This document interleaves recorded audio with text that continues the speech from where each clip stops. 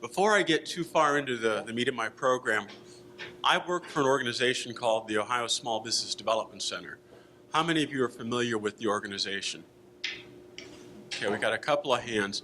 Let me give you the nickel definition of who we are, and then I'll get into the meat of our program. Small business development centers exist throughout the United States under the auspices of the U.S. Small Business Administration. And they contract with someone in every state or territory to make sure that our services are available in that area. In Ohio, that would be the Ohio Development Services Agency. And if you see some of our trade dress or some of our brochures in back, my business cards are in the back, you'll see a lot of Ohio trade dress for that reason. And then Ohio turns around and contracts with local entities to make sure that our services are available throughout the state. My office is owned by the Summit Medina Business Alliance, and our office covers Summit, Medina, and Portage counties. My office is based in what used to be known as the Akron Global Business Accelerator and now is known as Bounce in the old Goodrich factory downtown Akron. We work with small businesses by the SBA definition of a small business from cradle to grave, from people that have an idea and aren't quite sure what the steps to take might be to take that idea and test it. Is it a good business? Could it be a good business? We work with businesses that have started and want to make sure that they're compliant, want to make sure that they haven't forgotten anything important or built themselves on a faulty foundation. We work with small businesses that are successful, that come to us and say, we have just completed our most recent set of goals and objectives, and now we want to do something new. We want to introduce a new product. We want to develop a new market. We want to export. We want to talk about getting into the government.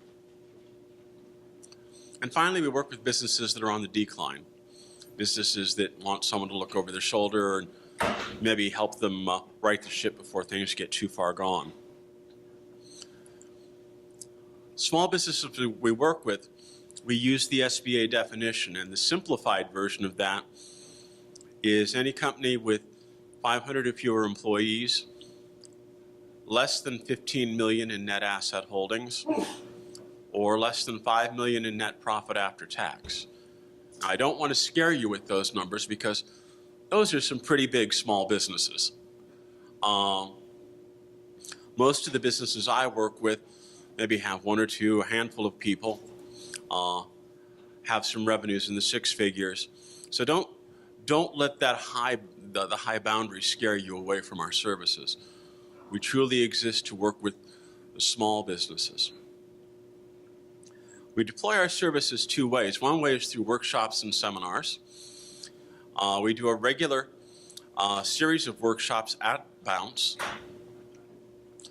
On a monthly basis, I do business basics, which is for folks that need to understand how to start a business, want to test whether their idea is business worthy or not. And then every other month, my colleague Brian Walters does how to write a business plan. And then finally, on a quarterly basis, I offer a program called Numbers Demystified, which is for businesses that are in business and produce financial statements and don't know how to get management information out of those financial statements. So, and we will do workshops and seminars if there's a need that arises, but those are the ones that are always offered, and you can find the schedule for that at akronsbdc.org. Again, that's akronsbdc.org. The other thing we offer one-on-one business consulting, and that's also free of charge. That's by appointment, so if you want to do that, you have to call my office and schedule me or one of my colleagues, and we'll be glad to work with you. It can take 2 to 3 weeks to get in to see us for a one-on-one appointment, so don't get discouraged. But my other rule of thumb is anyone that's having a 5-alarm fire to get in business is probably heading for a train wreck. So I want to see people that are deliberate and taking their time and thinking about going into a business, especially if it's a new one. So that's a little bit about who we are. We're here tonight to talk about how to write a business plan.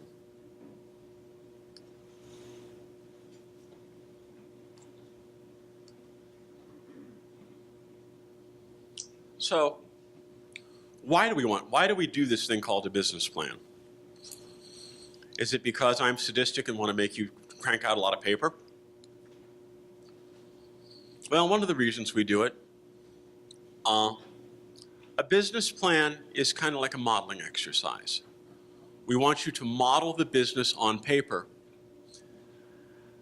test it, think through the minutia on paper, and find the problems on paper rather than after you have a $500,000 loan and then find out something's not working right.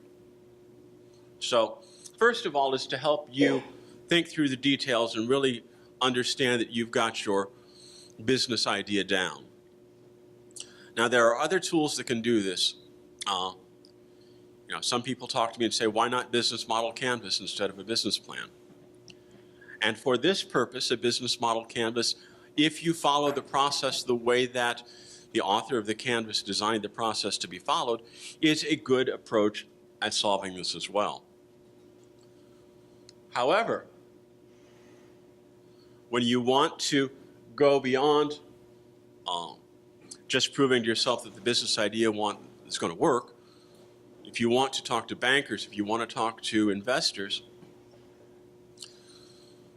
they're familiar with and they want to see a business plan. They want to see some things a bit more fleshed out than a one-page business model canvas. And so, really, if you're talking about raising money for a business, it's a must to have a good business plan. And the last reason we have a good business plan is because you need a tool to tell you whether you're on track or not. And one of the best ways you can test yourself is say, this is where I plan to be. It's a year later, this is where I am.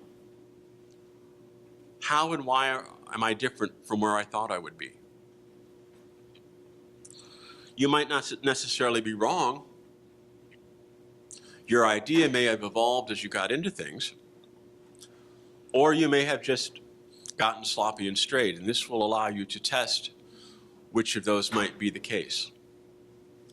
So these are the reasons why we do a business plan.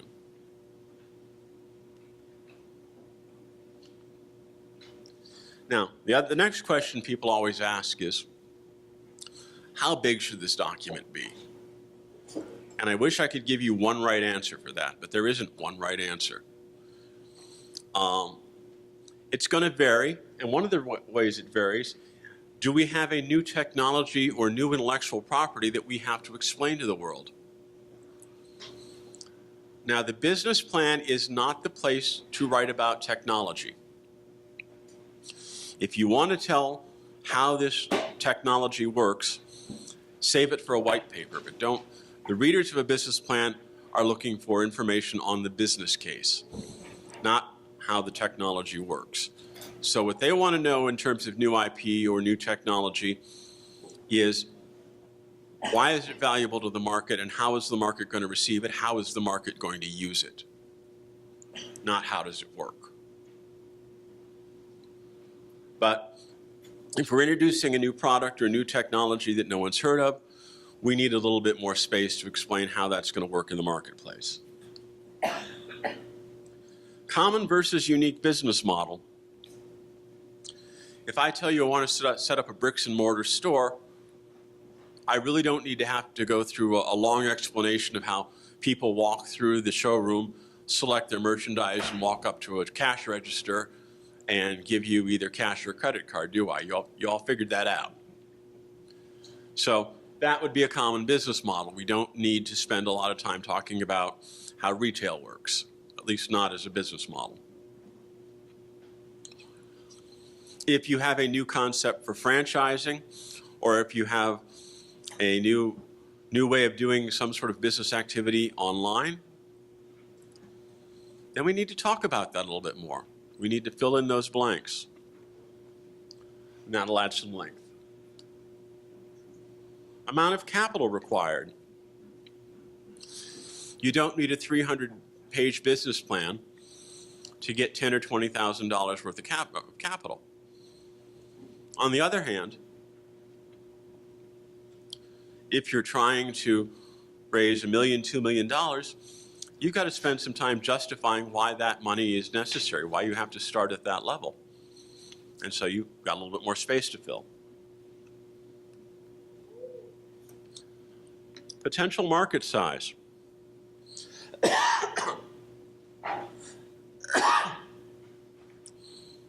I have to excuse me, I'm getting over this cold that everyone's had. And this is an inverse relationship. I think the smaller your market,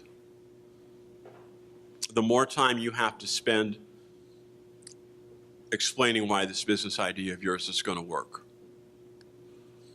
If you're playing to a very limited niche where you need a larger participation from a smaller market space, we got to do a better job making the case.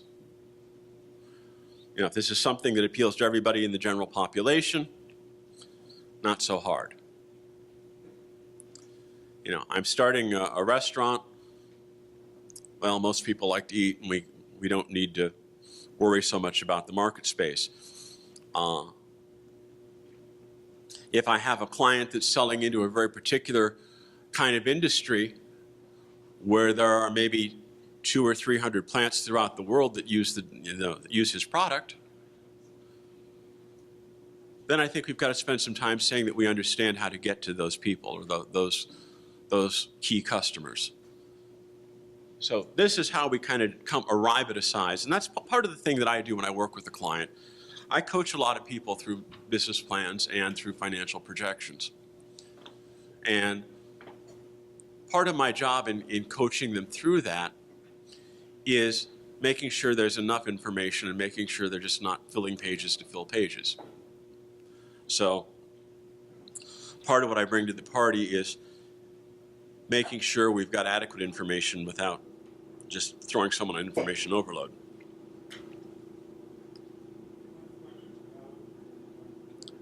You can ask as we go. Okay. I help a lot of people with that. I do a lot with, certainly. The question is, for a brand new business with no financial history, how do you go about doing a financial forecast? What are the best practices, the ground rules for doing that? What we'll find is that in Northeast Ohio, we're expected to come up with a 36-month forecast. I always start with the P&L. And in specific, we start with projecting revenue. Now, y'all look at me and say, well, it's a brand new business. I don't know how much I'm going to sell. And you're probably right. But we have an upper boundary that we can work with. We can sell no more than we can produce. So capacity becomes the upper boundary of our projection. So if I have a widget factory that's capable of making 100 widgets a month, I can't base my projections on 200 widgets a month, right? I might be able to sell a few more than 100 every once in a while because there's a little in inventory. But my upper bound is always capacity for revenue. And if it's a service, I will tell you that for every person who is hands-on providing the service, their upper bound is 40 hours a week. They may work 80 hours a week, but not everything is billable. If you've ever been in a time billing kind of scenario, answering the phone is not billable unless you're answering a client question.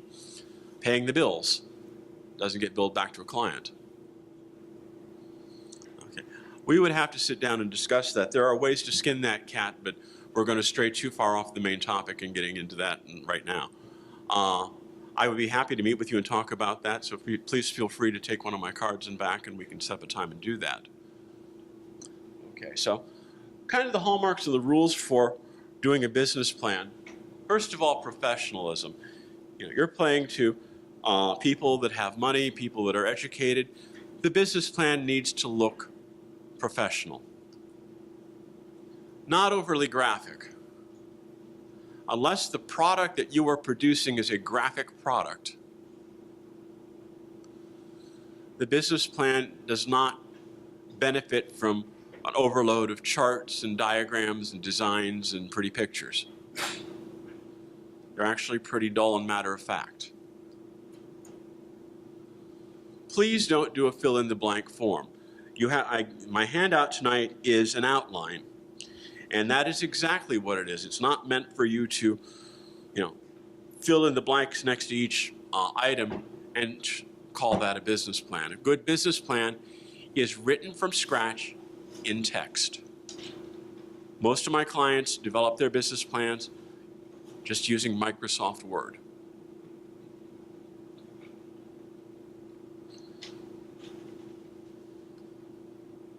No handwritten sections. Just doesn't look professional. And most people's handwriting is not as good as they think it is. No software imposed formats. There's programs out there like Business Plan Pro, and people, they market that very heavily. It looks like paint by numbers to someone who reads a business plan on a regular basis. I have a much harder time taking that business plan seriously than one that's written from scratch. The other thing is, it will force financial assumptions that are not always true. So you're better off just to do a free-form plan. Write in the third person. No I's, no me's, no we's, no ours. Refer to yourself by your proper name, or refer to your company by the company name. Just looks more professional. I still don't know of anyone that's been rejected because they let a stray second person or stray first person slip in, but it just looks more professional. Now here's one that's hard for a lot of people. It's okay to be redundant, especially in a larger plan. And the reason for that is, we like to think, we work very hard on these plans, that someone's going to devour it from cover to cover just like a novel. In truth, many times, readers will go directly to a section that they are most interested in and read that section and maybe ignore a lot of what's in the other sections. So if something is relevant to a section, put it in that section even if it's been stated before. Now, on the other hand, please don't rewrite the whole business plan in every section. And again, one of the things that I will do for you if you work with me on developing a business plan is kind of make sure that we're not being too redundant, but that the key information shows up in all the sections where it's needed.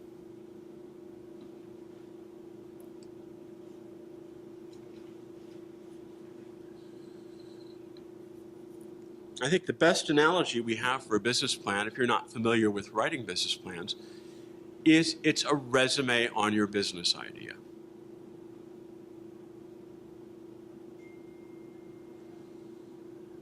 So, if we apply for a job, let's say we're out surfing Indeed and we find a position that really appeals to us. I'd like to work there. I'd like to do that. Probably the first thing we do is we fill out the online information and attach a resume, right? Do we get an email back in a couple of days saying we're accepted or rejected based on our resume submittal? Most of the time, if the reader likes the resume you've submitted, they're going to try and arrange for a phone interview first, right? And maybe then a face-to-face interview, and then a job offer. But the resume itself doesn't result directly in a job offer, does it? Same thing with the business plan. It's a talking document. When you write a business plan, it's important that you write it. Don't go hiring somebody to write a business plan for you. I've seen very expensive messes. And the bigger problem with that is that when you go to sit down and talk about your business plan, you haven't thought through it. Somebody else thought through it for you, and so you're not conversant in what the plan says.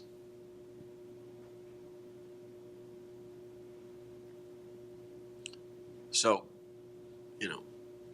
do your own work. If the business is important to you, if this is your baby, if this is what you're passionate about, don't pass off the business plan. Do it yourself. I've seen people pay $3,000 and $5,000 and basically someone downloaded a report off of IBIS World and kind of tailored it just a little bit and passed that off as a business plan. I recognized it, all the readers recognized it, and the person who paid a lot of money got pretty embarrassed. But think resume for business, talking document.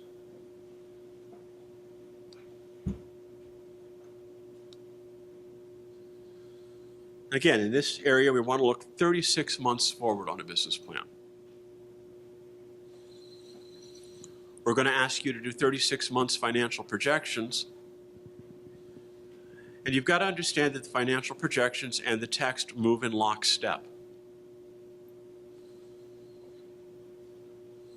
When I was in school, we used to do story problems, right?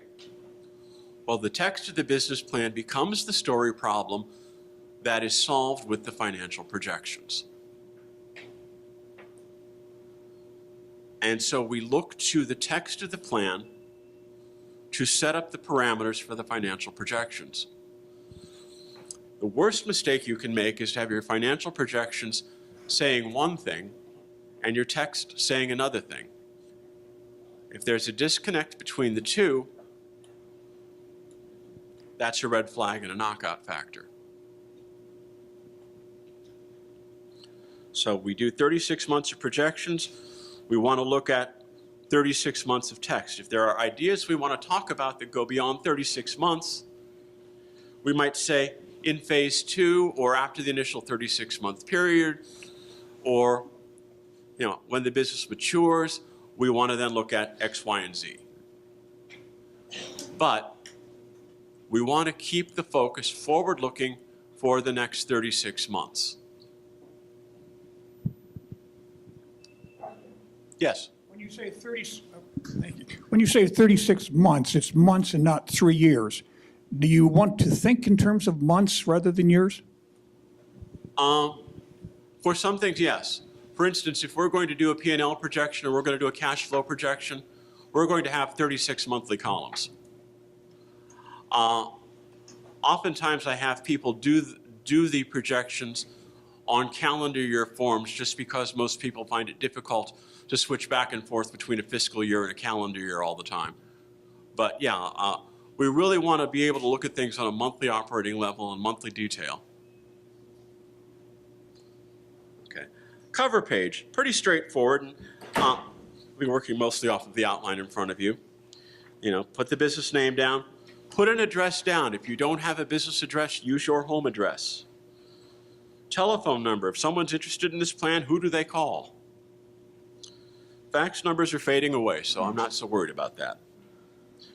If you have a website that is viewable, put the URL on the cover page. An email address should go on the cover page. And just a little hint, if you do have your own domain, use your domain for your email server. Question back there? Yes, for your address. I'm looking at doing a commercial business.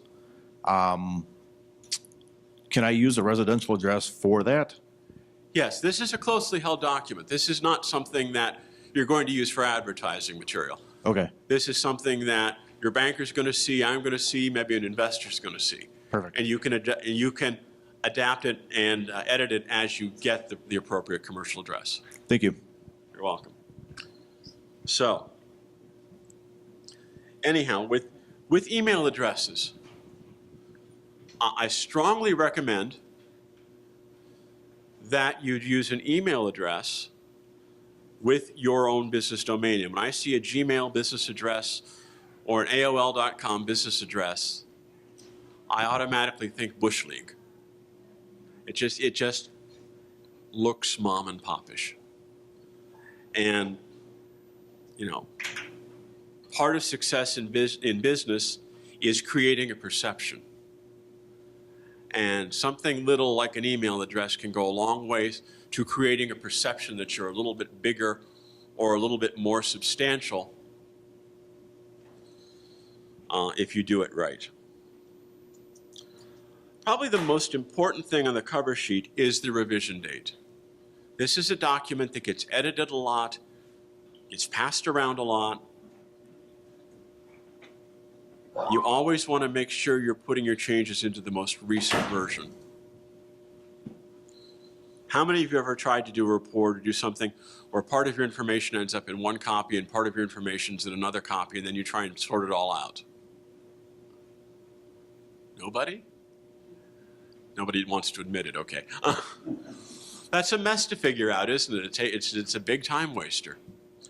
And so the smart way to handle that is to be zealous about a revision date on the front cover, and then just always check to make sure that you're working with the most recent version. In fact, it may make sense to only keep one copy in your workspace. Keep the backup copies in a separate file or somewhere else so that you know they're not the most recent one.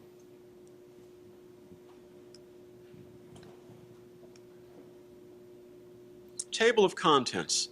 A 5 to 10 page business plan does not need a table of contents. We can trust that the reader's intelligent enough to find their way through 5 or 10 pages without a lot of guidance.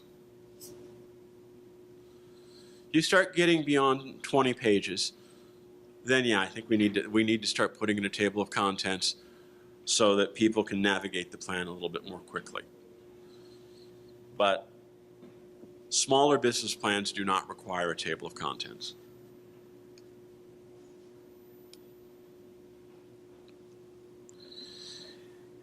Executive summary.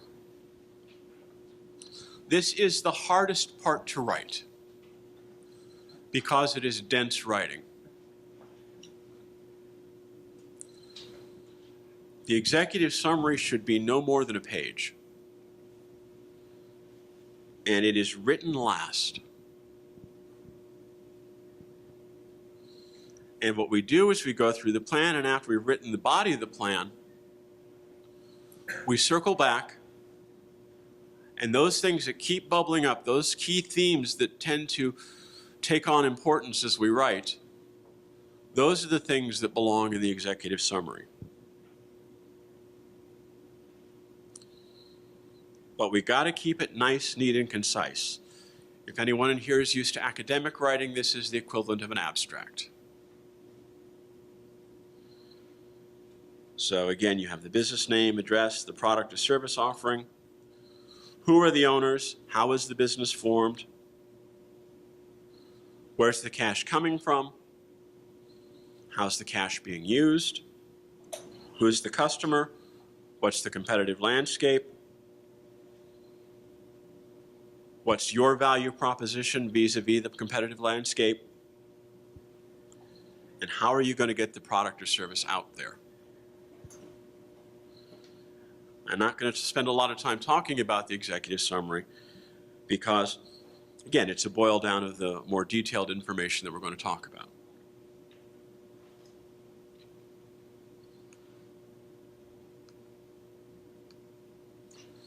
So where we really start to write the business plan is in the business description. And you'll see if you're following along in your outline, the first thing we're going to talk about is the purpose of the business. Now, the purpose of the business can be anything you want it to be. But especially if you're going to go out there and try and raise money with this business plan, you have to show a profit motive. You have to show that you're money motivated. If you have an ecological product and you want to save the planet, if you want to feed the starving children, these are all wonderful things. But if you're a for-profit business going for funding to raise funding for your business, you need to show that you're in it for the money and that you want to make money. Legal form of business is simply one sentence. XYZ company is a limited liability company or whatever legal structure you choose, formed in the state of Ohio or whatever state you form it in,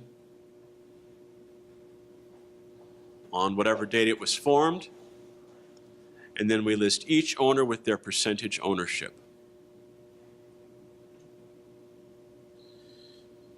As an aside, keep in mind, if you're going for financing, going for bank financing, anyone who is a 20% or more owner of a business, their credit history is attached to the loan application. So if you and your buddies are getting together and doing a business plan to get a business loan, anybody that's going to own 20% or more of the company or have key management decision roles, their credit score's got to be 680 or higher. That 680 number floats, but that's what I'm seeing right now with the clients I deal with.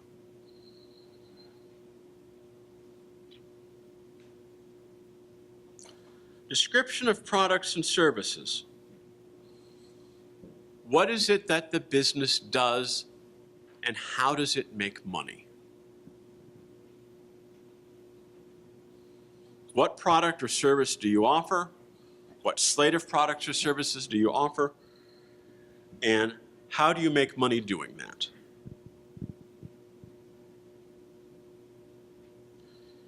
How do you do what you do? What's your process? What are the deliverables? And who cares that you deliver those deliverables to the marketplace?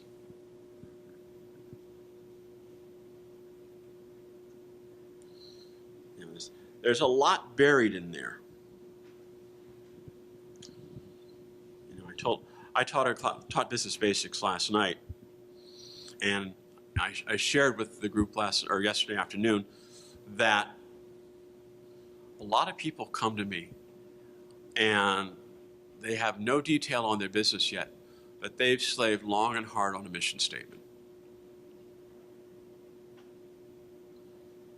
You don't need a mission statement for a startup business. A mission statement is when we have a bunch of people running around and someone has a good idea and we say, oh, we should do that, we should do that. Well, should we do that? And we get into kind of a debate over whether we should move in this direction or not.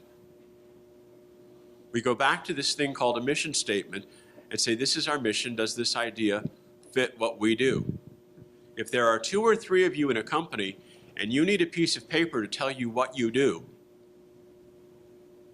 you got bigger problems than whether your mission statement's nice. What you do need is a value proposition.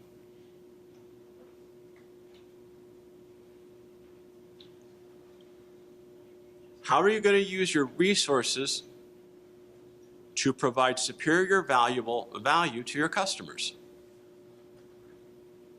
You need to know 3 things. What resources do you have to operate this business? What are your deliverables? And who's going to buy those deliverables?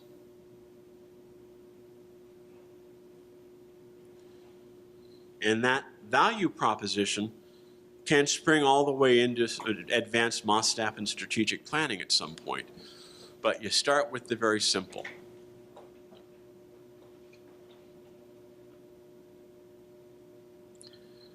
And you'll see there's a price table there.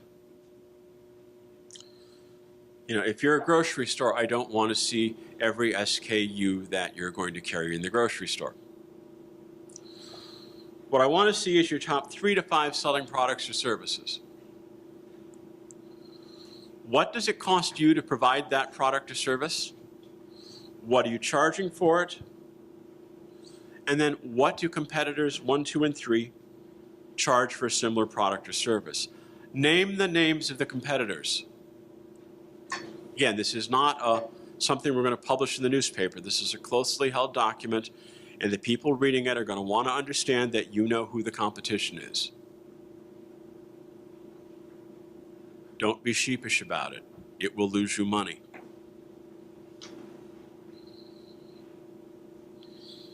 If you don't think you have competition, think again. Everybody's got competition. You know, there may not be an exact competing product for what you've got there, but there are no new problems. Somebody's solving the problem you're solving somehow. So if you can't think of competitors as similar products, look at similar problems. And how are those problems being solved now? Who's solving them? And how do they do that?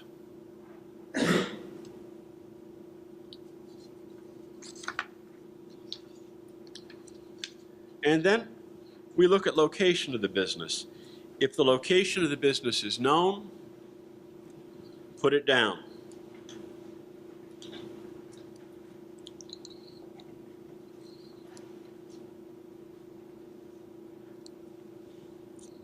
If it's not known, but you know it's going to be in the greater Hudson area, the greater Akron area, Northeast Ohio, put that down. And for most businesses, put down the service area.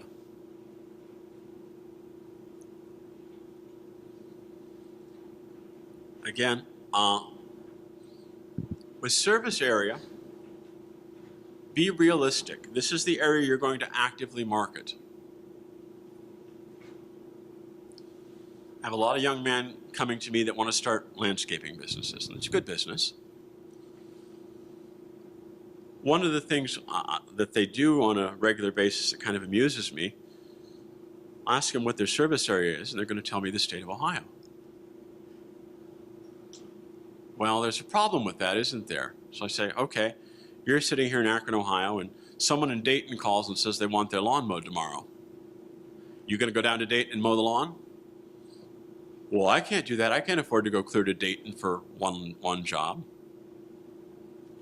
Well, last time I checked, Dayton was still in Ohio. And so that's part of your service area.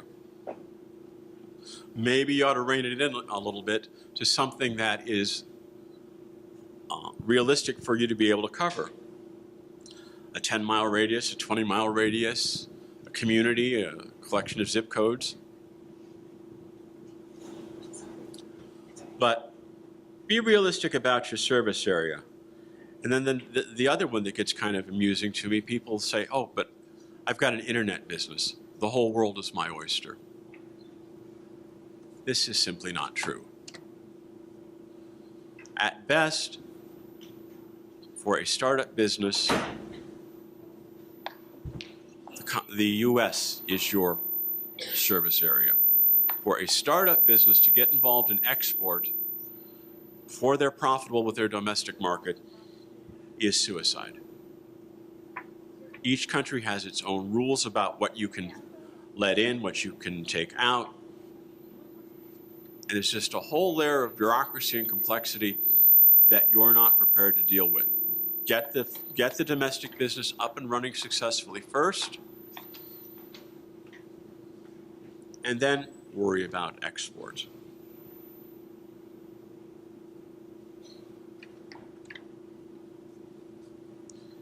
And keep in mind that this service area, this location, is not a limiting factor for you. If there is a sweetheart deal that's outside of the service area you defined, you are not saying that you can't take it. But you're saying that this service area is where you plan to market your product or service and where you expect that most of the business is going to come from. Now the next section, you see there's a series of case statements. Okay? The business plan is by and large a forward-looking document. We don't want to get hung up in the past. However, if this is an existing business that's going for financing or going for some sort of expansion, we want a brief history of the business, key milestones, key decision points, who founded it, what are the key things that have happened along the way, what's the financial trend look like, the history should not be more than 1 or 2 paragraphs. We want to stay forward focused. If you're buying an existing business, again, a couple of good paragraphs on the key milestones, the key history of the business up to the point where you purchase it.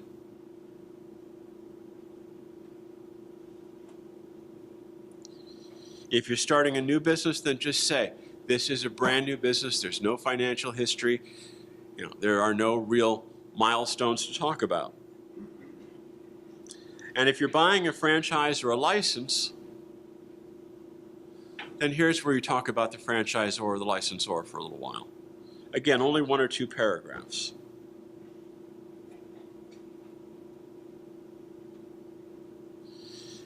And then we want to see the business and personal goals. Again, for for-profit businesses, we expect that these goals are money-oriented, at least some of them. Keep them in the third person, even if they're personal goals. The owner hopes to raise enough money with this business to, put the kids through college or have a legacy to pass on to the grandchildren, whatever it might be.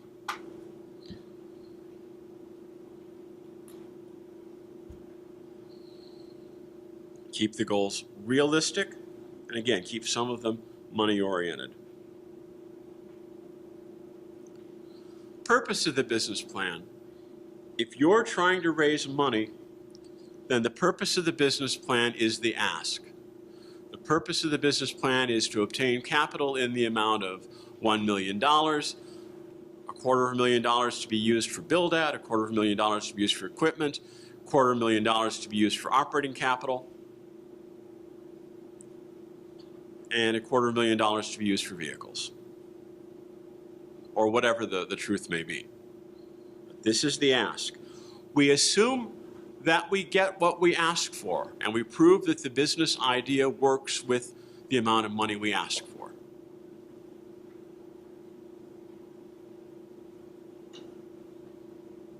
So if we're asking for $75,000 or $100,000 or $1 million, we assume that we get this and we show that the idea works with that capital injection.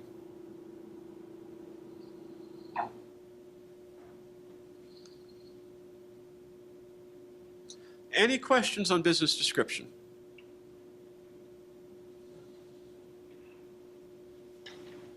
Any answers I can question for you? Yes? How many pages roughly makes a good business description section? Again, it's going to vary with the business premise. There's not a hard and fast formula. Don't beat it to death, but don't feel that you're limited and you can't say what you want to say. Yes, back in the room.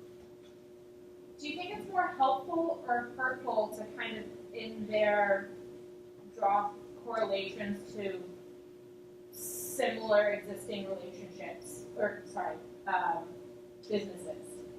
Like if you wanted to open a sweatshirt shop, draw a line to Old Country the sweater shop. Okay.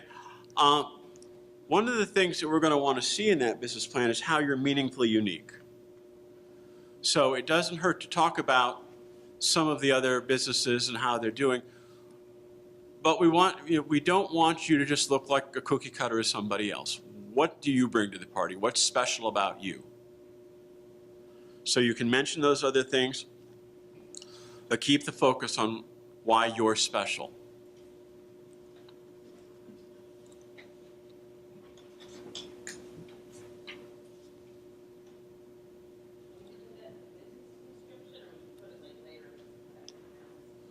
The bulk of that would go in competitive analysis, but you can touch on it in the business description.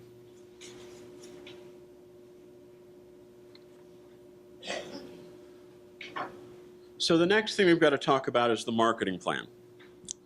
Okay. And it has 4 components.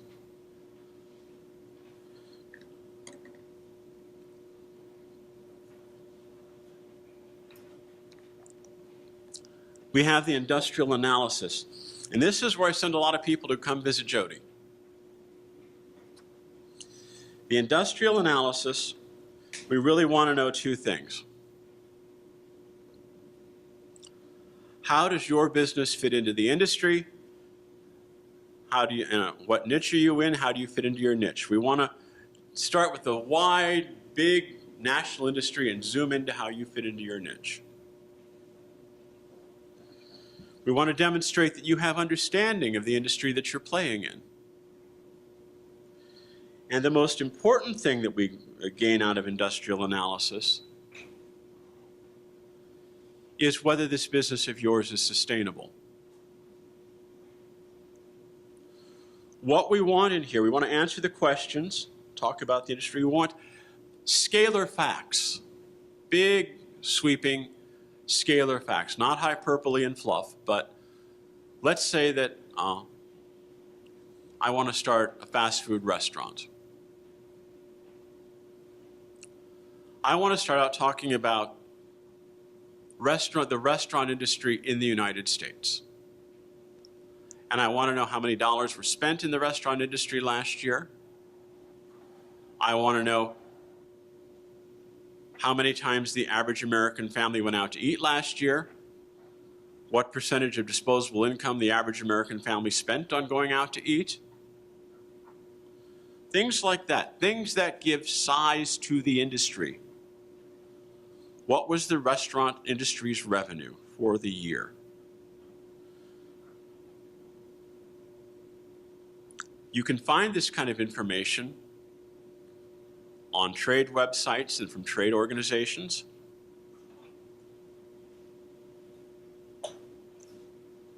You can find it in the census information. And there are a lot of databases, a lot of which Jody has right here, that can be searched to surface this information. Now, I don't need an academic bibliography, but what I would want is enough of a citation that if someone wanted to fact check the fact that you put in your business plan, they could find it from the citation you give. Okay.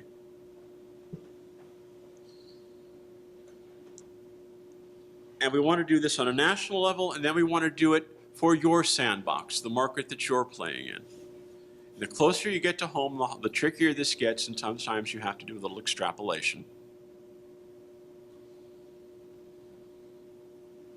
But we want to know what the annual sales are for the market you're playing in your niche, in your service area, and how many players there are in that niche.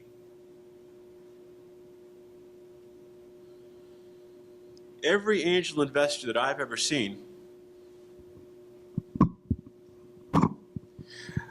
basically will go to the business plan and they will start to pull from the business plan your first year's annual revenue from the financial projections. And then they're going to go back and they're going to go to the industrial analysis and they're going to see what the market size for the industry is. Okay? So, what they're going to do then, they're going to take your annual sales projection for the first year's sales, they're going to use that as a numerator. They're going to use the sales for the niche you're playing in as a denominator. Any idea what that calculation comes up to, what that calculation means? Market share? Pardon? Market share? Exactly, that's a rough calculation of market share.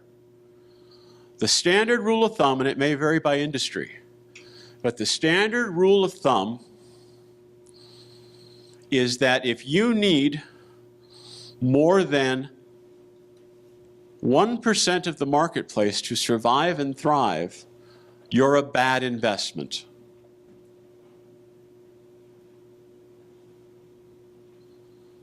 You know, if I'm going to do a fast food restaurant and I show in my projections that I need 20% of the market the first year out of the box, what are the odds of that happening? Not real strong, are there?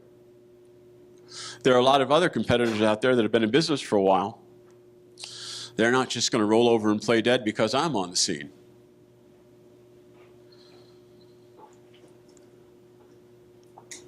So we need to verify that there's enough of a market there to sustain the business you're about to open. And that's really why we go through this industrial analysis. It's our opportunity to prove the market. Now, along the way, we have to show that we have understanding of the market. So we describe the industry. We describe current trends. We talk about the opportunities we see in the industry. We talk about growth rates. You know, what's the typical growth rate? How has it been sustained over the past few years? And here a resource like IBIS World is very good. You know, what are the effects of economic conditions on the industry? Are there cycles or seasons we worry about? Are there technology changes looming on the horizon that are going to affect this industry, are going to affect the way things work in the industry? These are all key questions. And so this is the one part of the business plan, this industrial analysis, where I really don't care about your opinion. I want scalar facts that are verifiable by third parties. Okay. Any questions on industrial analysis? Okay. Next part we look at is target market. Who is the customer? How many of you have seen one of the episodes of CSI? Oh, come on. You're lying to me. I didn't ask if you liked the show or not. I just want to make sure you've seen it. So what do we do? What's the whole premise of one of the CSI shows? The whole show is about profiling the unsub, isn't it? Until we finally zero in on who the perpetrator is, right? Well, that's really what target market analysis is all about. It's defining the customer. Who is the customer? There is a rule in business. The more you know about your customer, the less you have to spend on advertising.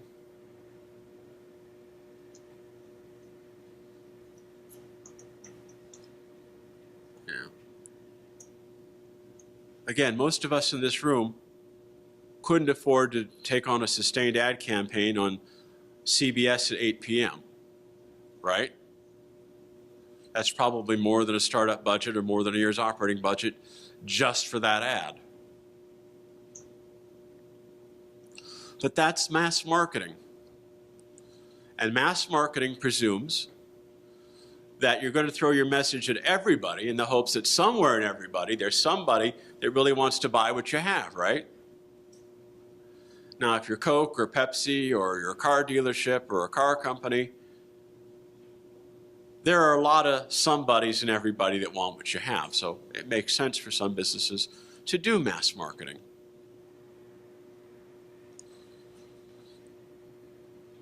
You know, even if you could afford to do mass marketing,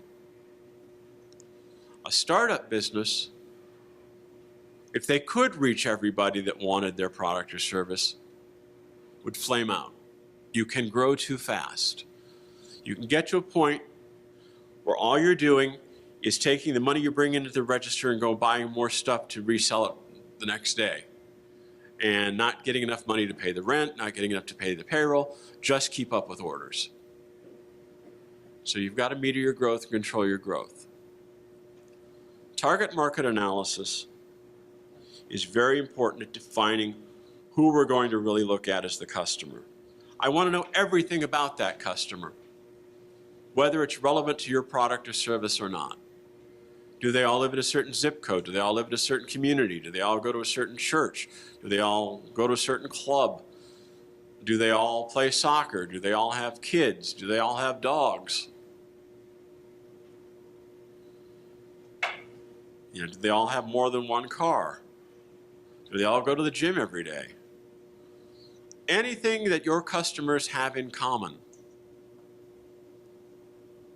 And sometimes we have to define more than one customer segment, and that's okay. And there's also looking at B2B customers. B2B is not exempt from talking about the target market. When you're selling into another business or you've got a business-oriented product, then you want to look at supply chain. Who do your customers buy from? Who do your customers sell to? What industry organizations do your customers belong to? What professional organizations do your customers belong to?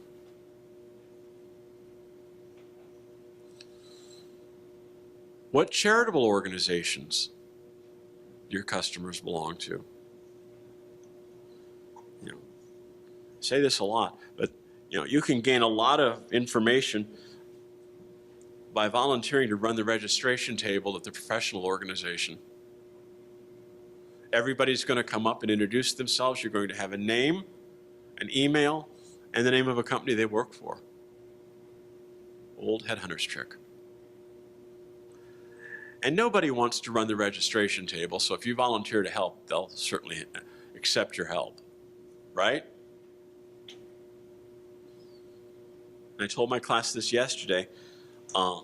I've gotten a lot of mileage out of driving the beer cart at a charity golf outing. When you're on that back nine and it's a hot day on the golf course and you hold up a nice sweaty can of beer, you can kind of hypnotize the person while you're talking to them about whatever you want to tell them. And that beer is hostage until you get your message out. So there are lots of creative ways to market, but you got to know your customers. Now, again, I'm going to share one story that I shared yesterday in my Business Basics class. When I first started the Small Business Development Center, I had a couple of young women come to me and they wanted to start a stationery store. One of the young women was particularly skillful at creating custom stationery. The other young woman was very business-oriented and organized, and the two of them thought they could put their skills together and really have fun with this business. So I helped them get it started, and they launched, and they were doing pretty well. They were happy with the results that they were getting. And I didn't hear from them for about a year.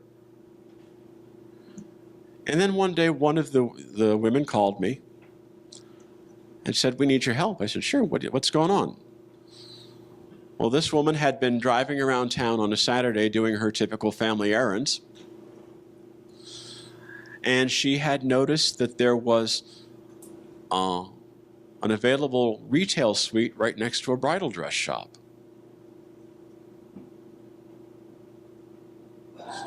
And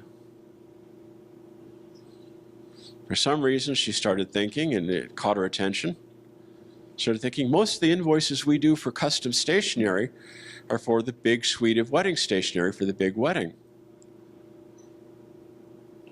Wonder if it makes sense to locate there. Well, she kind of put it out of her mind, but it didn't actually leave. You know how that goes.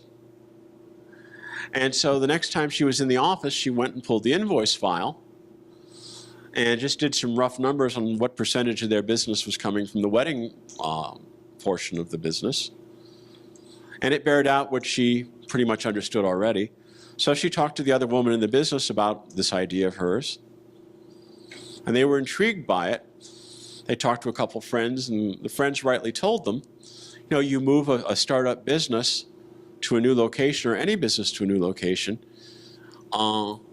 it takes about a year to get the retail traffic trained to come back to you. So you can set that business back by about a year. And so They were going back and forth with whether or not they should relocate this business. So that was the nature of the phone call. So they said, how do we solve this problem? How do we figure this out? Well, I said, first of all, if you're going to move to a new location because of another tenant in the plaza, I'd want to know two things from that tenant. First of all, I'd want to find out that they were going to stick around more than a month or two, that they weren't waiting for their lease to run out and then they were going to go somewhere else. And second, are they going to look at you as a poacher or a collaborator? They're going to look at you as someone trying to hone in on their customers, or they're going to look at you as someone they can work with? Well, how do we find that out? I said, find out who the manager or the owner is and go have a cup of coffee.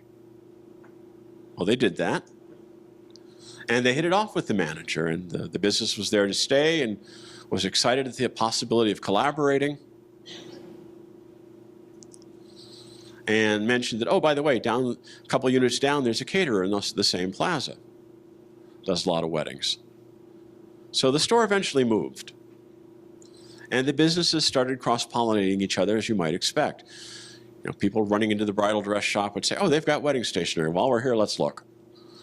Or, wow, while we're looking at stationery, let's check that dress out, or let's talk to that caterer.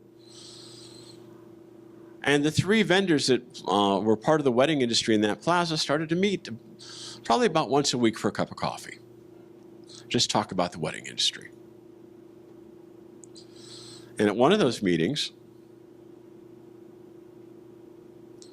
they were bemoaning the price of the big bridal show that was coming to town. They'd all gotten their information about applying for a booth at the show, and it was pretty expensive. And yeah, you want to be there because that's the big deal event. But boy, is that going to cut into the budget, and what do we do? And one of the people at the table said, you think they'd let us enter in as a plaza rather than as three separate businesses? And so one of them made a phone call to the promoter. The promoter said, you get a 10 by 10 booth. How you use it is up to you.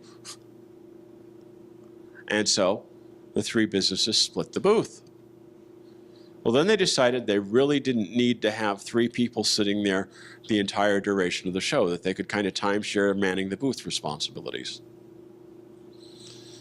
They each knew each other's business well enough to write down questions and make sure that the right person got the right information and all that kind of stuff.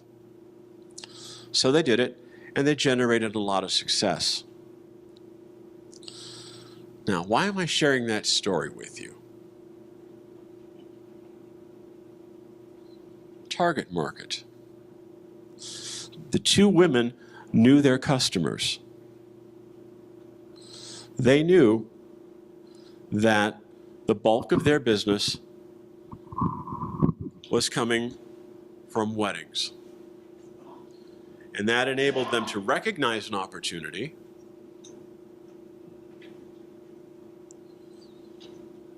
and in the story I told you, the only marketing expense was 1/3 of a trade show, right? Simply by moving to where their potential customers were going to trip over them because they knew who their potential customers were,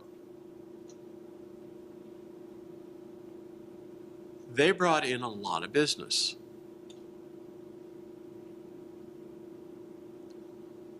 So, knowing your customer is incredibly important. What are their buying patterns? What causes them to open their wallet? What causes them to close their wallet? Are there enough of them to sustain you? What are the relevant trends in that target market?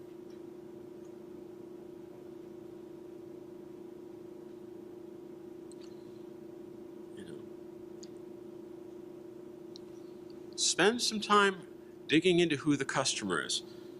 Big hint. The customer is the person or business that pays you money. Especially if you're a startup, you're going to kind of survey your friends about this idea of yours. It is your friend's job to encourage you to follow your dreams, right? Maybe to be a little bit of a reality check, but good friends aren't going to look at you and say, you know, I've known you for 20 years and that is the blasted stupidest idea you've ever come up with, right? Most of your friends are not going to do that. Most of them are going to say, that sounds like a good idea. I can see that working. I can see your hearts in that. But are they ever going to be a customer? Go out and talk to the people who are going to spend money with you. Do you have a product or service that gets their attention, that solves their problem?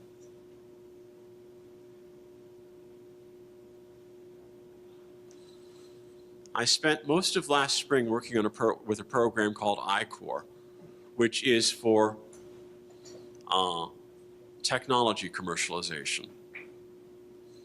And it's based in getting professors out of the laboratory and talking to customers. And so the whole premise of this big program was to go out and talk to who you think the customer is and ask them to tell you what the biggest problems they have to solve on their day-to-day basis might be.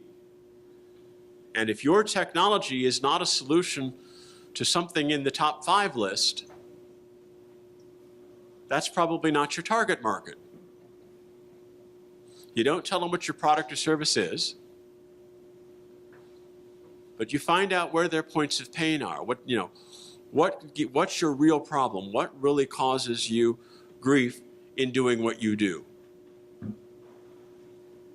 And if they don't list a problem for which you hold the solution, then you got to go back to the drawing board and see who would value what I have. And that's called a pivot. But it's much cheaper, much easier to pivot before you've invested a lot of money bringing a product to market.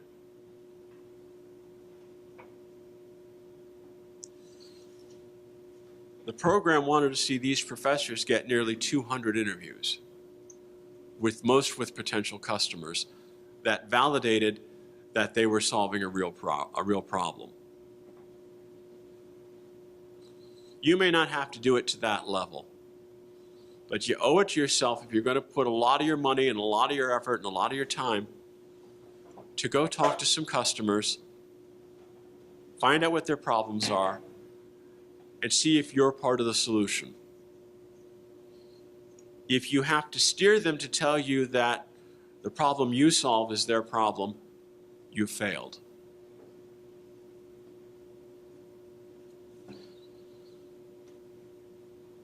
Any questions on target market?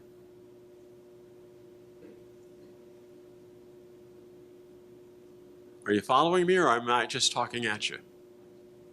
Yes, sir. Curiosity question. Sure. You know, the two women, they were obviously successful in the long run. Did they experience any of the downturn over that first year as they moved? Most of the downturn was offset by the new business that was cross-pollinating. It took a while for a couple of the customers to find their way back, but again, they were able to offset a lot of that downturn by new customers wandering through. Other questions? Okay. Competitive analysis. Let's see. For most competitive analysis, the first thing I want to know from you, what makes you meaningfully unique?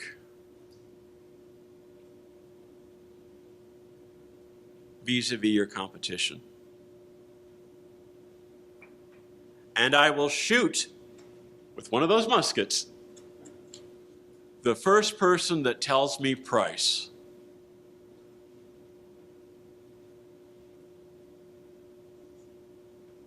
There's a very good reason for that.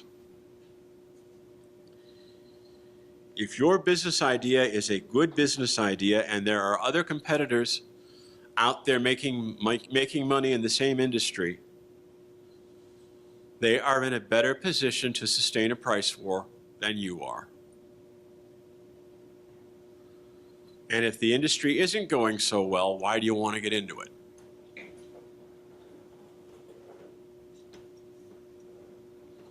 And just look at Walmart as an example.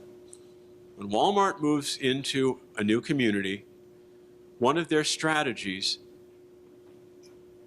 is to be the sole provider of any product or service that comes out of that store for that community.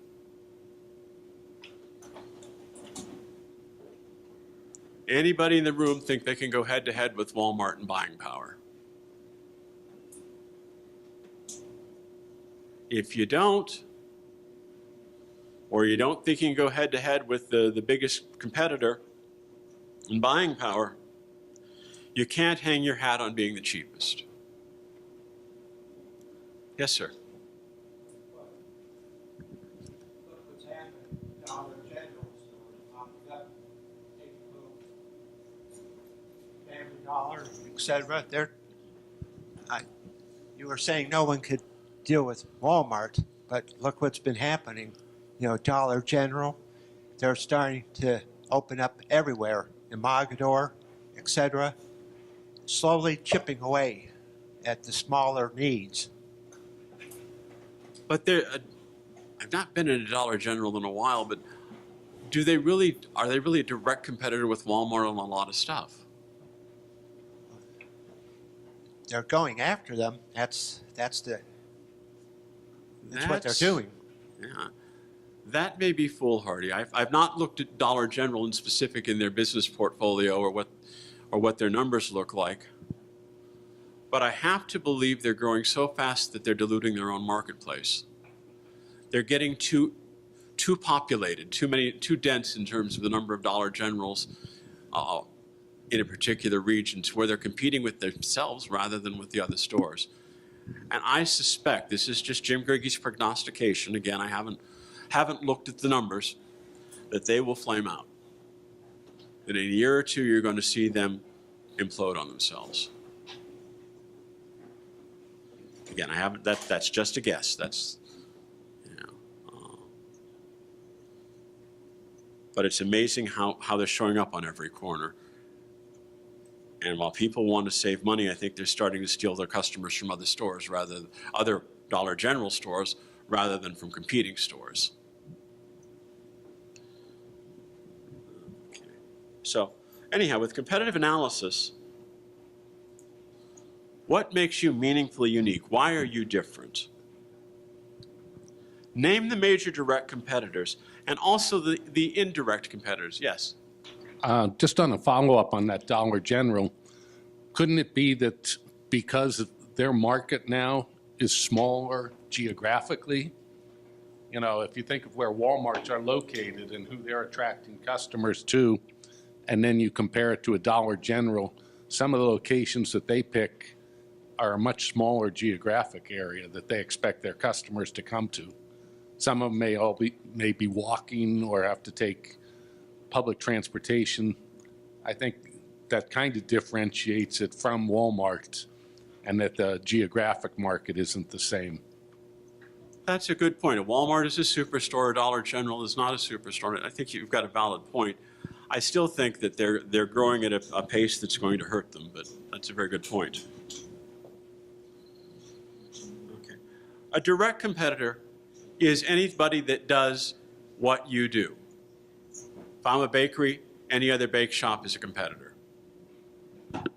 An indirect competitor is someone who solves the same problem you solve, but they really aren't doing it the same way you are. So I might say that for a bakery, Acme would be an indirect competitor. Acme is not a bakery, but every Acme supermarket has a bakery department, doesn't it? So a grocery store might be an indirect competitor to a bakery, because most grocers have a section with fresh baked goods. So that would be an indirect competitor. Name the direct and indirect competitors. Those that are most going after the same set of people that you are, the same customers you are. And then we want to do a SWOT analysis against our competition. Are people in the room familiar with this idea of SWOT analysis? If you've done one, raise your hand. So about half the room. SWOT is strength, weaknesses, opportunities, threats. Strengths and weaknesses are internal to an organization. Opportunities and threats are external. Strengths and opportunities are positive. Weaknesses and threats are negative. So when we look at strengths and weaknesses, those are competitive advantages and competitive disadvantages. I would want to know the top 3 to 5 competitive advantages you have over the competition as a whole, the top 3 to 5 competitive disadvantages you have to the competition as a whole.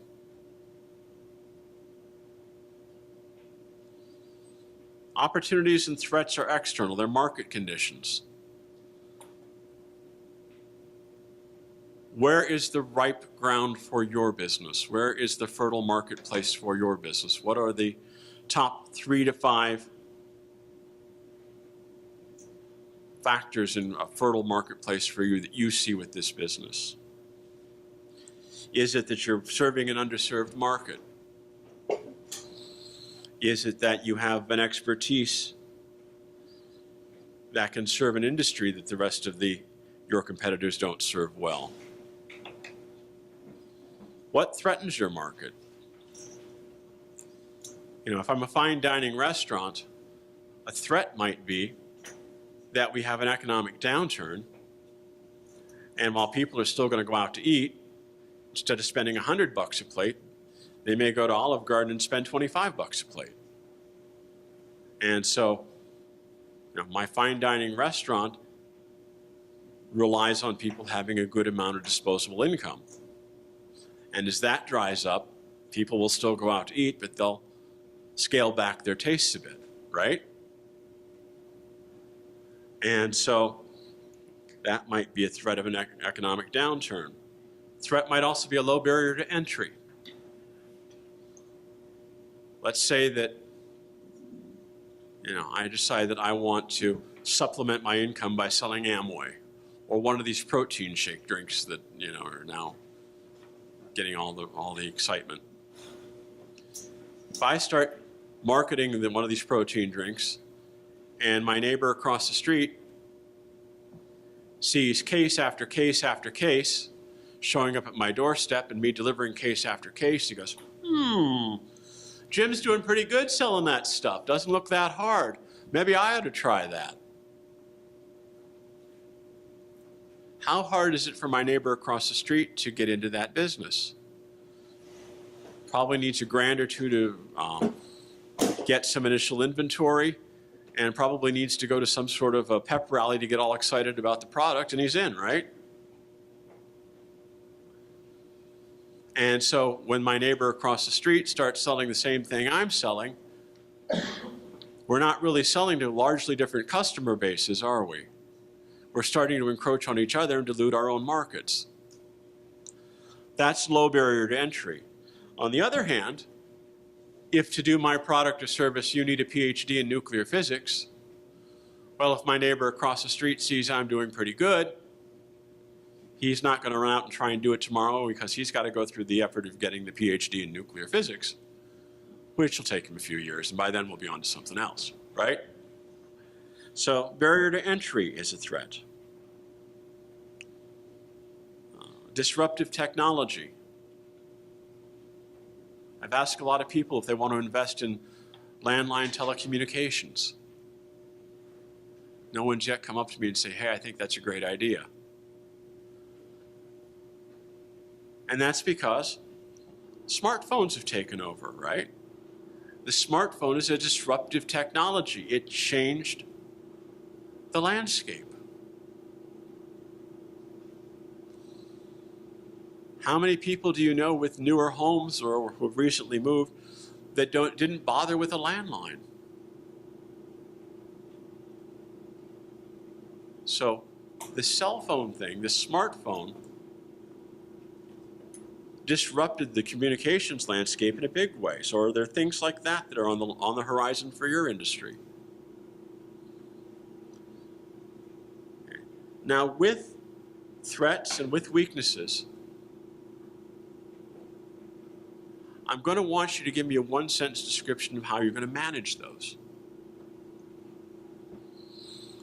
You know, it's not enough to say, yeah, I see that's a problem.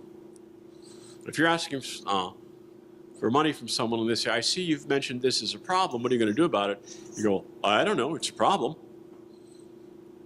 Does that instill confidence in wanting to put money behind you?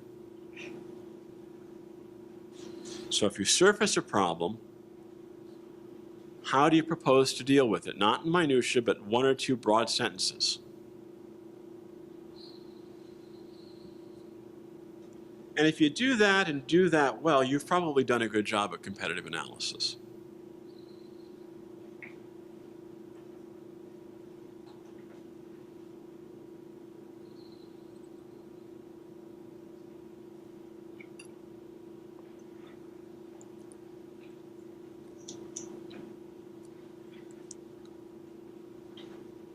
Okay, and now we're ready to talk about actually addressing the marketplace.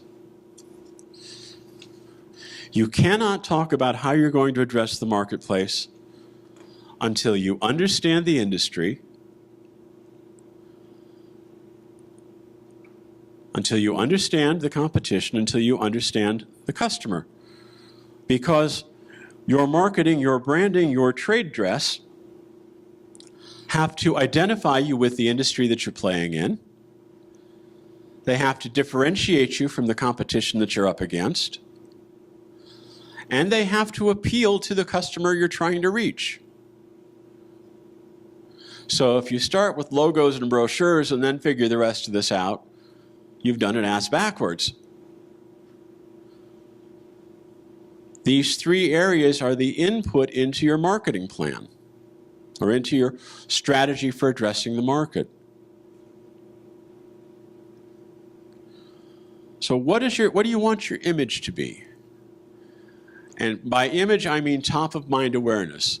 When someone hears your business name, what's the mental perception you want to create? You know, is it, I want to be high tech? Is it, I want to be warm and inviting? I want to be everybody's old friend? What is the image that you want when people hear your name or your business name? What do you want to pop into their head? List advertising and communications methods. That does not mean radio, TV, newspaper, and internet. That's like answering yes. What publications if you're going to do print media? What radio stations if you're going to do radio? What social media, what websites if you're going to advertise online? Be specific. And again, this is one of those places where we're going to tie back to the financial projections and say, okay, our advertising budget is this because you said these are the channels you're going to use to get the message out. And our advertising budget is going to have to match the channels that we're saying we're going to use. Are you going to have a website? If you are, what's that website going to do for you? Is it just an e-brochure? You know, hey, I'm a remodeling contractor and the best way I can advertise is to show some pictures of successfully completed projects to give people an idea what I'm capable of. And if I put some pictures of my work and some contact information there, that's going to be, and a list of things I can do, that's going to be a good website for me? Or are you going to try and do e-commerce? Are you going to try and become an industry or marketplace maven and blog? And keep in mind, if you're going to blog, you have to have something new to say just about every week.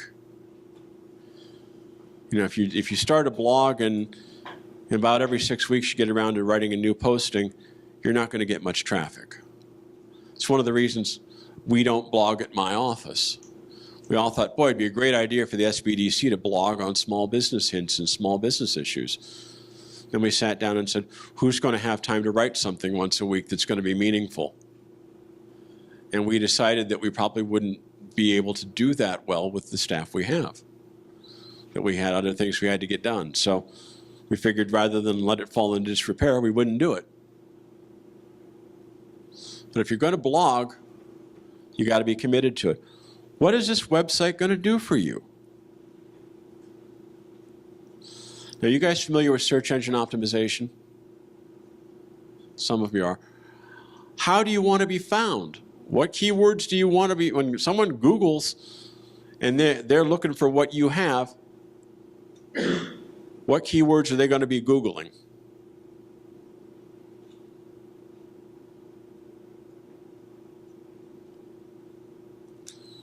You know, are you going to have videos on the site? You know, if you want to float to the top of the search engines, a lot of times a good video is the trick to getting there, a part of it. Are you going to use social media? Which social media? Why? You know, if you've got a consumer product you're introducing, Facebook is wonderful. You know, everybody looks at Facebook as this wonderful social interaction. Facebook looks at Facebook as data analytics. They have a huge database on everybody in the world, what they like, what they don't like, and they're pretty darn good with their sponsored posts. How many of you have a Facebook account?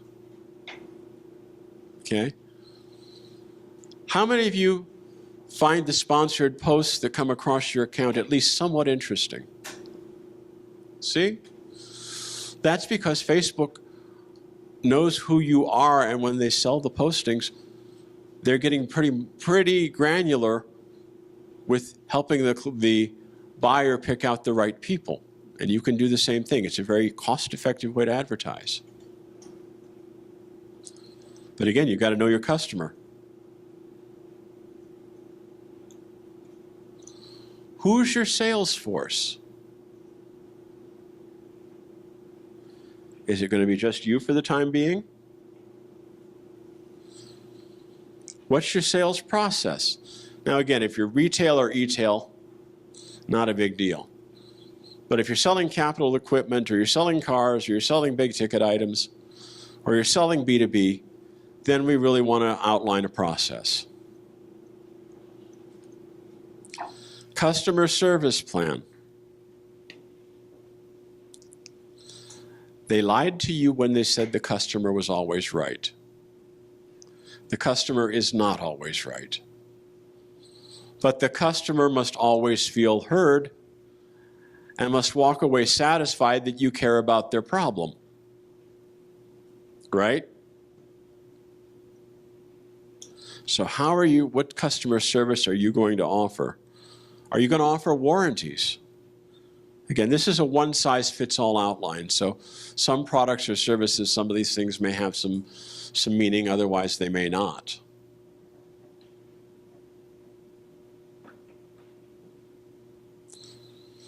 But the most important thing in addressing the market is that you've taken into consideration the industry, the customer, and the competition. Again, when you address the market, your strategy has to identify yourself with the industry, differentiate you from the competition, and appeal to the customer. If you don't achieve that, you're going to fail.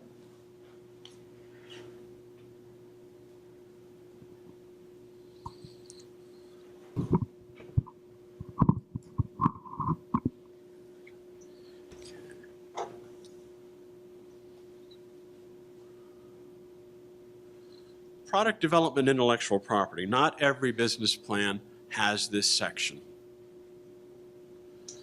If you have a new invention you're bringing to market, or some new IP, then we talk about it. But if it's not something that you're going to patent, trademark, copyright, or trade secret, then it doesn't belong in the business plan. But if you have such a thing, then we need to talk about it. We need to talk about whether the patents or the IP protection is applied for, whether it's state, national, or international, and what it is that we're protecting. And if there are any other new products that are going to come down the line.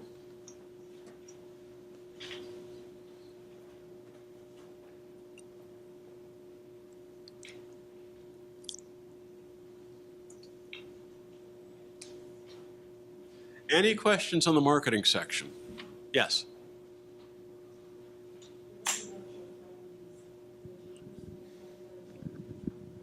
Pardon? Yes. So, What the question was, for intellectual properties, does your personal copyright hold? And you said yes. So if you have a personal copyright on something, you would list it as intellectual property and say that it is copyrighted to you personally. That can be a strategic decision in a business as to whether the business holds the intellectual property or the business owner holds the intellectual property personally. And there are reasons why you'd want to do either. But yes, we list that, I copyrighted this, or the owner patented or copyrighted this, what year it was copyrighted. Any intellectual property held by the business should be listed. So if you've invested in a trademark or if you've invested in a patent, we should know that. Other marketing questions? Okay, operations. So first thing we need is a description of your facilities. Is this something that's happening in the back bedroom of your house? Is this a production factory that has all of these, so many square foot and this kind of equipment? Is it a kitchen with these kinds of ovens and fryers? Is it a laboratory with this kind of equipment?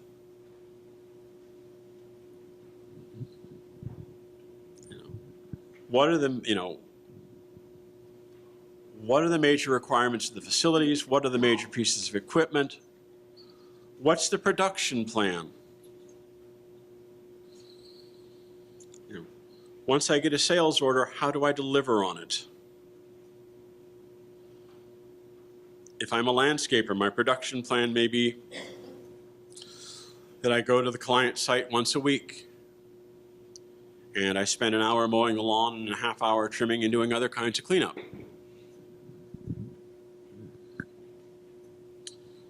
For a bakery, the production plan might be the bakers come in at 4 in the morning and start putting together the fresh baked goods so that by the commuter rush, we have good fresh pastries to sell. Or it may be the production plan is I'm making wedding cakes, and so we start by getting a detailed order from the bride and a deposit, and then we go out and, acquire the materials a couple days before the wedding, and then we bake the cake a day or two before the wedding, and then we decorate it and we deliver it and all this kind of stuff. What's the production plan for what you've got? From the completed sales order to the customer paying you, what happens? Are you using any new technologies?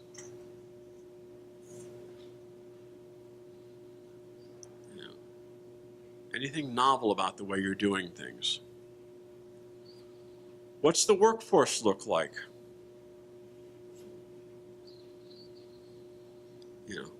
How many employees are you going to have? What are their roles going to be? Are we going to have, 4 people on the shop floor, 2 people in the office? What's it going to look like?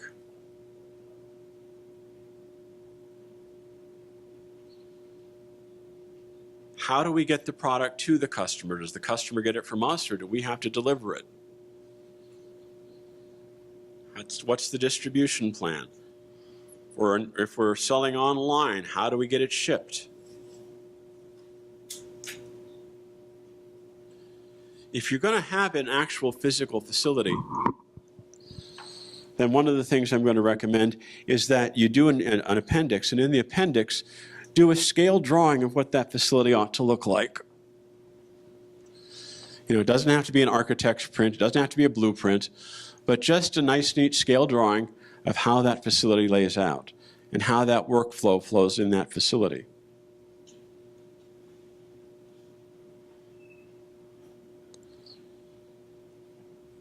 And does it need any special things? Do we need overhead cranes? Do we need certain ceiling heights? Do we need a certain amount of storage space?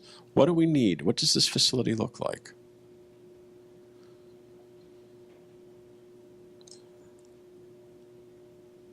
And then we come to the management organization checklist, and this is the amusing part. When we talk about the key people in the business, our gears kind of switch a little bit. Most of the time that we've been talking about the business plan and talking about this idea, we're making the case that this business idea of ours is going to work, right? Here we switch gears and we're saying, given that this is a good idea for a business, this is why I and the other key individuals involved in the business are a good fit for this business. Why am I a good idea for this business? You know, if I want to open a bakery and I've never baked a cookie in my life and I burnt toast, probably doesn't bode well for me having a successful bakery, does it? So what I want to see when we talk about the owners, the directors, what skills and what achievements do you bring to the party that are relevant to this business? I want 1 or 2 good paragraphs on what you bring to the party.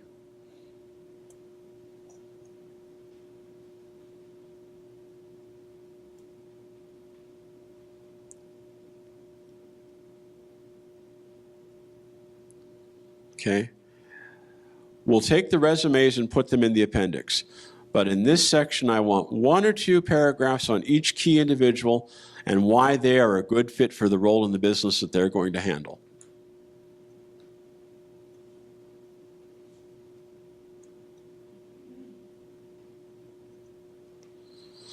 Board of directors. Not all businesses have a board of directors. If you do, this is a good thing. You want to list their names, their roles, and why they are a good person for your board. If you don't have a board of directors, I strongly recommend putting together a board of advisors. These are non-paid people that are go-to people. When you look at the paid staff, the paid people in the business, and you look at their skill sets, what skill sets are lacking? Where there are skill sets lacking, find an advisor that can advise you on those things and see if they would be willing to be listed in the plan as an advisor. Banks, lenders, investors like to know that if there's something you're not equipped to handle, you have go-to people that are, or that have some understanding in that area.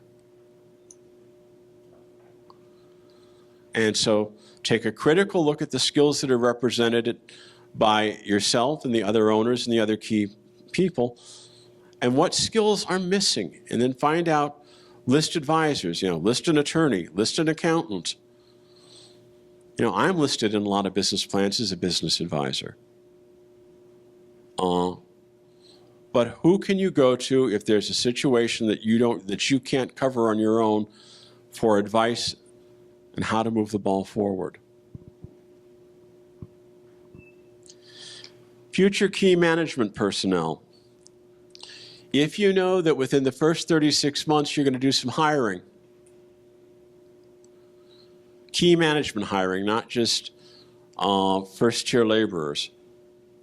What are those titles? And what are those functions? And what milestone is going to cause you to bring that person on board? Is it going to be a certain level of sales, a certain level of profit, a certain level of activity?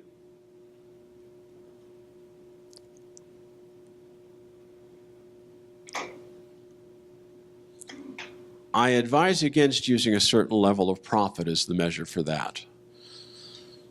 Many small business people think that they have to have enough profit to cover a year's salary of the person that they're going to bring on board before they ever hire. You should not be hiring someone who is not in some way going to contribute to the bottom line and raise profits. If they're not going to generate revenue or take over a function to free someone else to generate more revenue, then you shouldn't be hiring them. Don't think that you have to take the monkey on your back to be able to pay your salary and theirs completely before you hire them. And for that reason, don't hire friends. It's very hard to fire friends when they don't work out. It's okay for you to like the people you work with. But if you hire your best friend and your best friend just doesn't perform the way you think they should, it's really hard to have that conversation.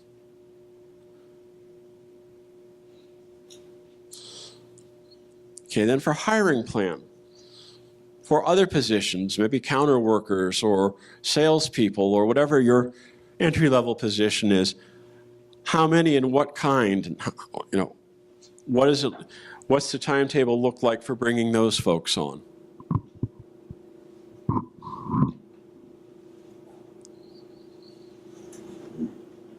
And unless you're doing a manufacturing concern, we don't need to worry about cost of employees and the level of detail that's listed there.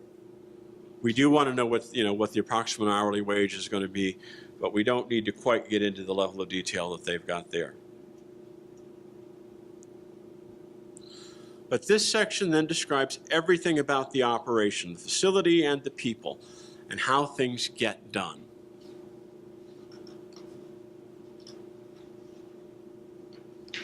Talked about that. Legal and compliance. Legal is pretty easy. Again, in the legal form, what we want to know, what's the legal form of the business ownership? Who owns it? Where was it formed? When was it formed? Who are the owners and officers? Are there any legal agents? Legal agents are people that have the ability to act on behalf of the business without running back and directly talking to the owners. Most businesses don't have legal agents. Licenses and permits. If you are in a regulated industry, what regulations do you have to comply with? I don't need to know that you have to pay sales tax if you're a retail store. But if you're in an industry that's regulated by OSHA or the Federal Trade Commission or the Federal Communications Commission or some other regulatory body, what regulations must you comply with? And where are you in satisfying that compliance?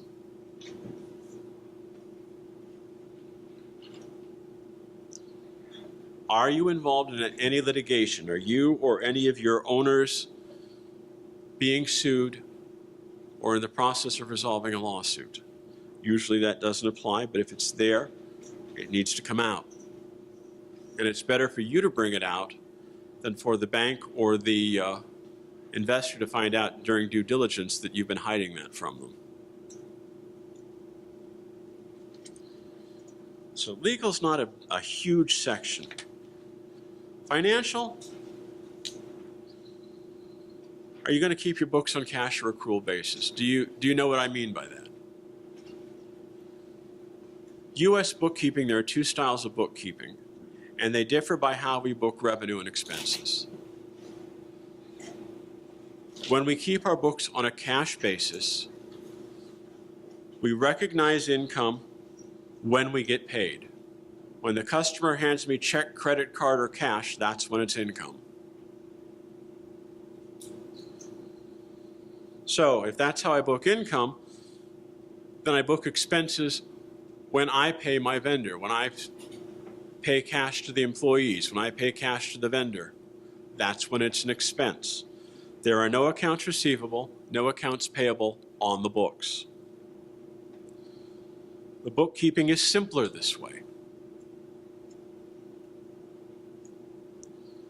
Accrual bookkeeping, on the other hand, says I count income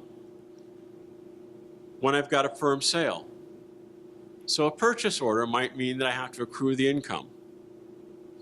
And then it goes from a purchase order to an invoice when I bill the client. And then it goes from an invoice to cash when the client pays me. So that same income transaction goes through three buckets. And so I do have accounts receivable and I do have accounts payable on the books. Because if I'm booking income that way, then as soon as I order something from a vendor, I have to count that as an expense. And then it goes from an accrued expense to an account payable when the vendor bills me, and it goes to a cash expense when I pay it. So, now, those are the two methods. Most small businesses keep their books on a cash basis. I believe after you have, I think it's 15 million in revenue, you absolutely must do accrual basis. There is a threshold where you no longer have a choice. The one reason small businesses tend to want to keep their books on a cash basis is the bookkeeping is just simpler. And the other is even bigger. When it comes income tax time, if I'm keeping my books on the accrual basis, I pay income tax on monies I have not yet collected. If I've billed it or if I've accrued it, it's income and I pay taxes on it. And most people have a real hard time cutting a check to pay income tax on money that's not in their pocket yet.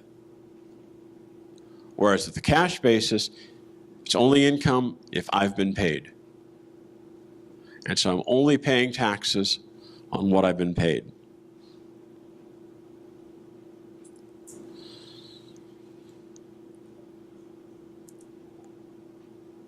Now, we talk about a loan. We don't do a lot of text on the loan, but we're going to talk about the amount of money we think we need, whether that's going to be a line of credit, whether that's going to be a capital equipment loan, whether that's going to be a lease. Where's the money coming from to repay it? What's the collateral? Most of the loan information comes out of the financial projections. We're going to project 36 months of P&L,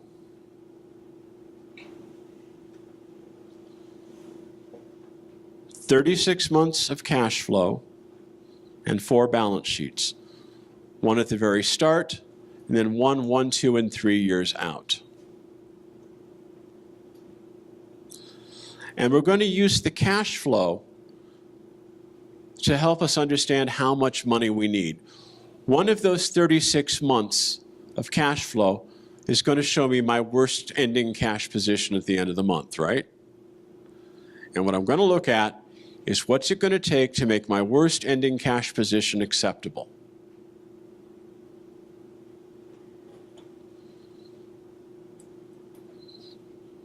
So if 1 month my ending cash looks like it's going to be negative 50, then I better be borrowing at least $50,000. Because I can operate at a loss, but I can't operate in negative cash for very long. Right? So I help people all the time, coach them through business plans, I coach them through financial projections. Requirements for a business loan. Just kind of an aside because we're talking about loans. A lender expects that you will have 20% skin in the game. If it's going to cost $100,000 to get this business of yours up and running, the lender's going to expect that 20 of it's coming out of your pocket. At least 20% cannot be borrowed money.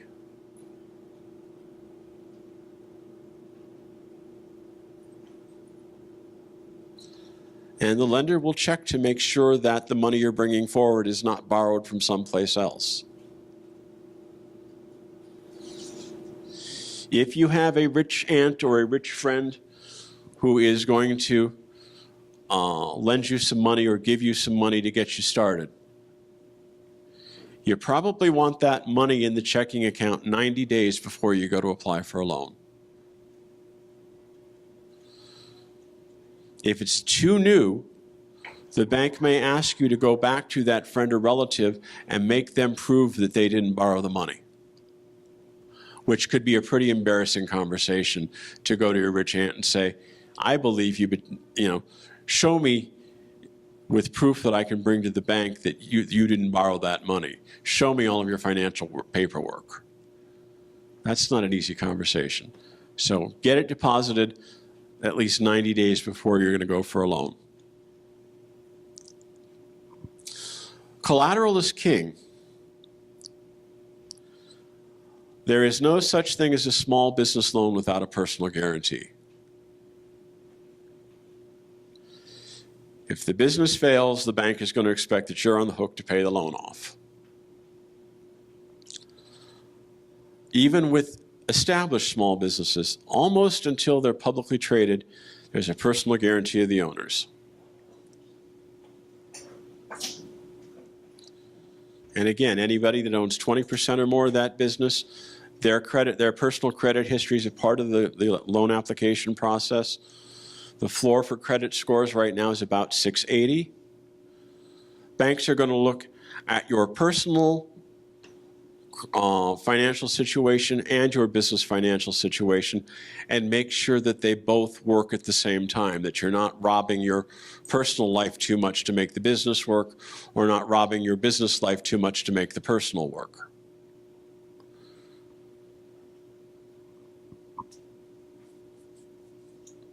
A typical business loan, unless there's real estate involved, is 3 to 5 years.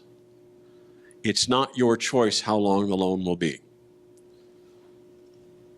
Loans are matched to the usable life of what they're buying. So if you're buying PC equipment, it might be 3 years. If you're buying manufacturing equipment, it might be 7 or 8 years.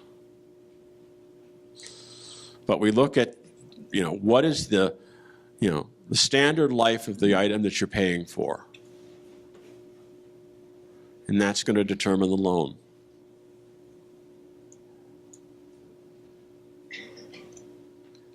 And then the last thing we talk about in the business plan are the appendices. And the appendices are a catch-all. Anything that you think helps make the case that didn't come out in the context of the plan, you can throw in the appendix. Some of the things I like to see in there, I like to see the resumes of the owners. I like to see the certificate from the state of Ohio showing the formation of the organization. If you're buying 2 or 3 major pieces of equipment, I like to see the brochure or the quote on those pieces of equipment in there. Sometimes the facilities diagram is good in there. Any awards that the owners have received that are relevant to the business, good to put in there. Letters of intent. If you have customers lined up who say, yes, if you get this business off the ground, I will buy from you, and they're willing to put it in writing on letterhead.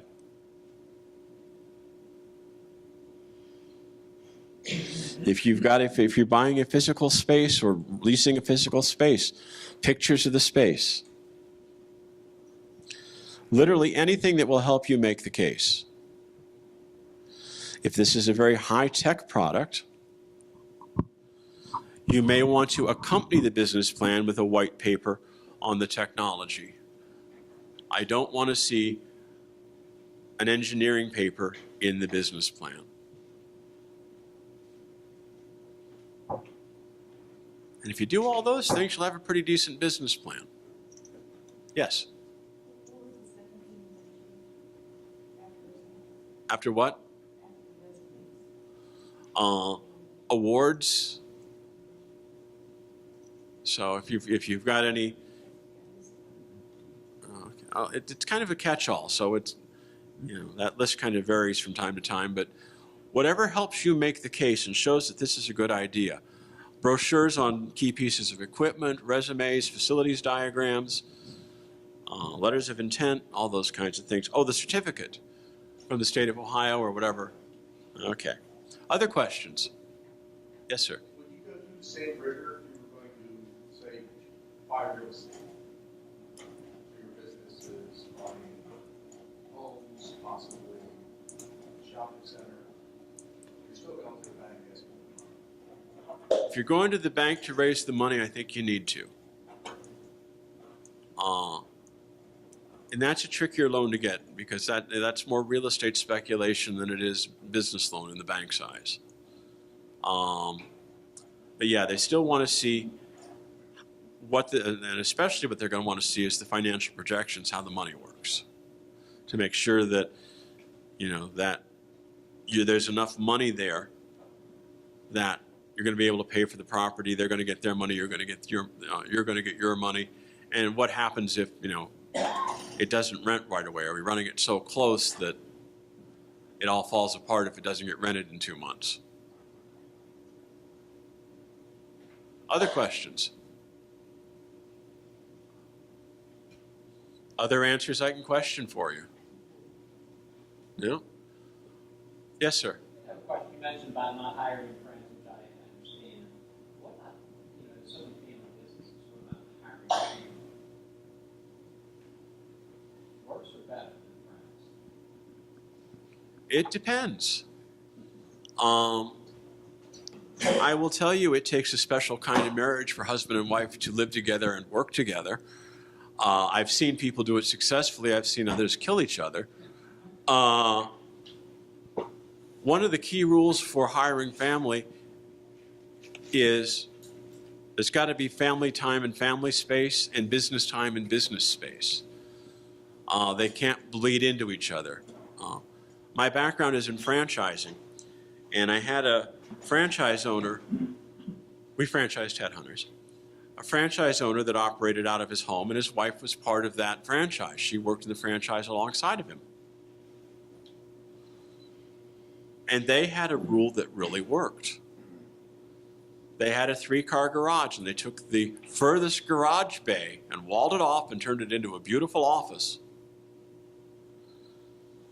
And when they walked into the office, it was all business. When they walked into the home, it was family. And they were very careful not to overmix things. It's very difficult to fire family. But again, most of the time, family is very trustworthy. So you got to be real careful with that. It can work. I think it's a little safer than friends, but it's approached with caution. Yes, sir. As far as ownership is concerned, you mentioned about 20%. If somebody owns 20%, they've got to put their credit information in when you apply for the loan. What if you have multiple owners who own, say, 10%? Say I have 5 owners that own 10% each. What is the bank going to say about something like that? What will happen is they're going to look at those 10% owners and see what kind of responsibility they have in the business. And so if they are key decision makers in the business, they may still want to look at their financial background. If they are silent investors and they're just throwing money in and they have only bought a 10% stake, As long as they're, that you've got the money long enough that, again, it doesn't look like it's borrowed money, it's not going to be a problem. The unknowns. If a person wants to open a bakery, you've got all kinds of strange, bizarre characters and legalities. You've got vegans, gluten-free. What about the unknowns for insurance? What kind of, how, I'm trying to explain. If you open a bakery and in your business plan, what about those unknowns, like food sensitive? What kind of insurance liability could be put into that business plan? We generally expect that you're going to have general liability insurance on any business that you put together. And then you're going to look at, typically, a typical starter policy for general liability is going to be what we call a million, which is $1 million aggregate coverage, $1 million per incident. You can go up from there, but that's the starter package. For a bakery, again, in this litigious time, you probably should have signs around baked goods contain glutens, even though most people would know that. The challenge would be if you decided you were going to be a gluten-free bakery. And then you would have to really be very careful because, in that particular instance, you could not commingle your pots and pans and utensils and make glutinous pastry out of them 1 minute and then gluten-free the next minute. You actually have to have separate equipment for gluten-free.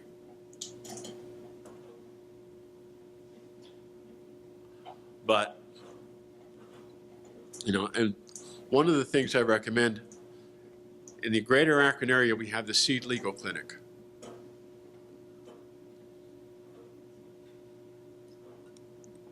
And it's an outreach of the University of Akron's Law School. And they work with startup businesses up to 2 years old.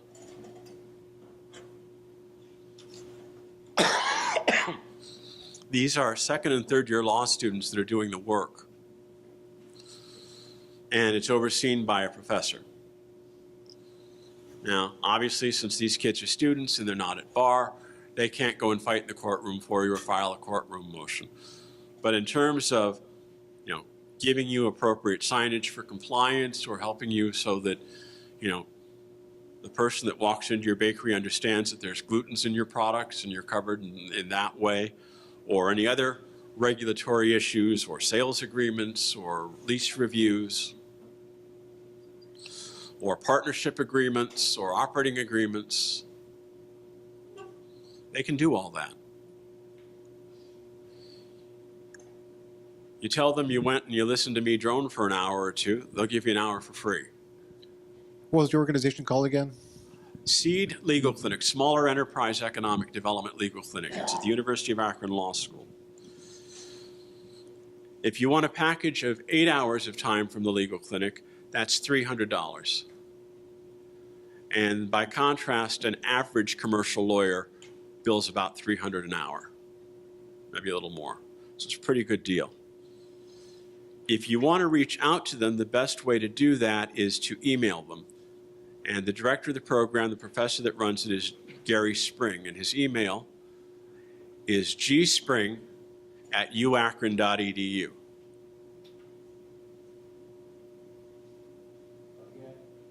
gspring@uakron.edu.